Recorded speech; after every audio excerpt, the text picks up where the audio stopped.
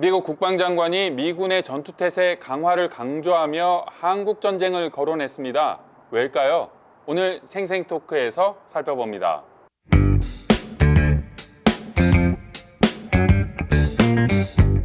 미국의 수도 워싱턴에서 매주 전해드리는 RFA 자유아시아 방송의 생생토크입니다. 한국과 미국의 국방장관이 오랜만에 워싱턴에서 만났습니다. 어떤 이야기가 오갔는지 취재기자와 함께 살펴보겠습니다. 이상민 기자, 안녕하십니까? 안녕하십니까? 마크 에스퍼 미국 국방장관이요. 최근에 한국 전쟁의 오산 전투를 언급했어요. 네. 언제, 왜 그랬습니까? 네.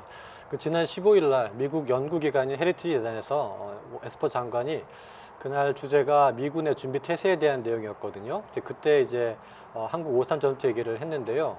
그때 이렇게 얘기했습니다. 지금 미군이 대답해야 될 가장 중요한 질문은 지금 당장이라도 싸울 준비가 되어 있느냐라는 그런 질문이었어요. 그러면서 에스퍼 장관은 준비가 되어 있다라고 얘기를 하면서 과거 한국 전쟁 때 그렇게 준비가 되지 않아서 실패한 적이 있었는데 그것은 바로 한국의 오산 전투로 얘기를 했습니다. 네, 오산 전투가 어땠길래 70년이 지난 2020년에 미국 국방장관이 다시 언급을 했을까요? 네.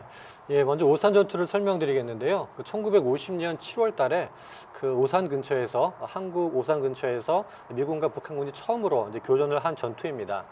그때 북한군이 한국을 남침한 직후인데요. 그때 미군이 북한의 남침을 저지하기 위해서 주일 미군 중에 있었던 한 1대대급 정도의 500명 정도의 미군을 한국으로 급발합니다. 그때 이 미군이 오산 근처에서 처음으로 북한과 전투를 벌인 예입니다. 네.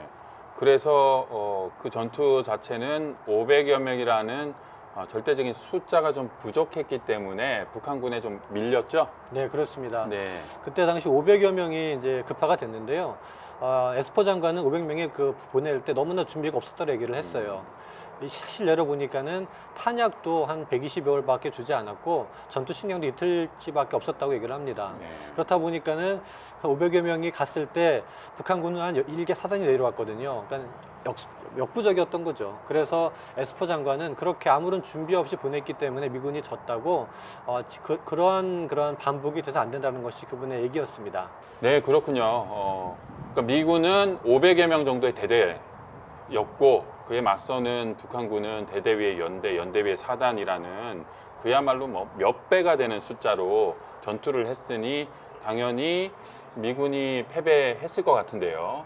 그야말로 여러 가지로 좀 오산을 했던 그렇게 볼 수도 있는데 왜 이런 오산이 나왔을까요? 왜 1대대급만 보냈나요? 네.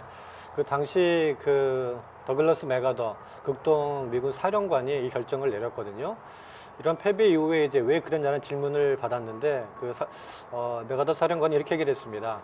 그 전까지만 해도 미군이 이 한국 전쟁에 참가를 안 했거든요. 그래서 비록 작은 수이지만 그 수가 가서 북한 인민군이 미군을 참전한 걸 봤을 때는 이 미군이 개입했구나라는 걸 알고서 뒤로 물러날 줄 알았다는 겁니다. 하지만 그것은 오산이었고 북한군에 패배를 하게 된 거죠. 그래서 이런 얘기를 봤을 때 지금 현재 한반도에 주한미군이 주둔하고 있는데 그 주둔만으로는 충분하지 않다는 것이 아닐까. 주둔을 넘어서 충분한 준비태세 갖추어 있지 않으면은 과거 이랬던 것처럼 질 수 있기 때문에 에스퍼 장관은 한반도에 있는 주한미군보다 더 준비가 필요한 것을 이렇게 얘기한 것이 아닐까라는 생각이 들었습니다. 네. 에스퍼 미국 국방장관이 강조했던 내용 중에 이번에 미 국방 전략, NDS라고 하죠. 전투태세 준비를 비롯해서 3가지를 강조했다면서요? 네, 그렇습니다. 미 국방전략이 2018년에 마련된 건데요. 3가지 방향이 있는데 지금 말씀하신 것처럼 첫 번째가 전투태세 준비 완료고요. 두 번째는 동맹 및 동반자 국가들과의 관계 강화입니다. 그리고 세 번째는 국방부 역량을 재조정하는 그런 내용인데 이번에 연설은 첫 번째 목표인 전투태세 준비 강화 쪽을 얘기를 했고요. 그리고 최근에 또 다른 연구기관에 가서는 동맹 및 동반자 국가 관계 강화를 얘기를 많이 했습니다. 그래서 아까 말씀하신 것처럼 며칠 전에 열렸던 한미안보협의회에서는 한미동맹 강화를 얘기를 한 거죠.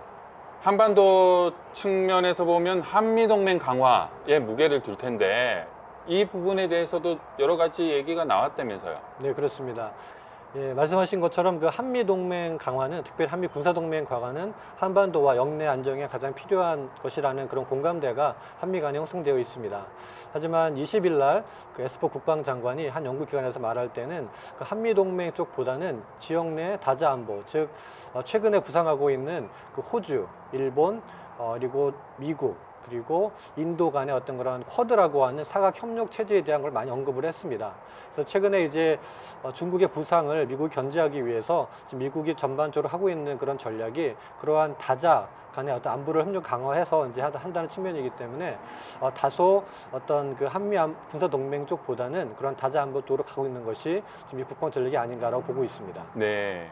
지난 10월 10일 북한 열병식에 등장했던 ICBM, 이 대륙간 탄도미사일, 이번이 역대 중에 가장 크다.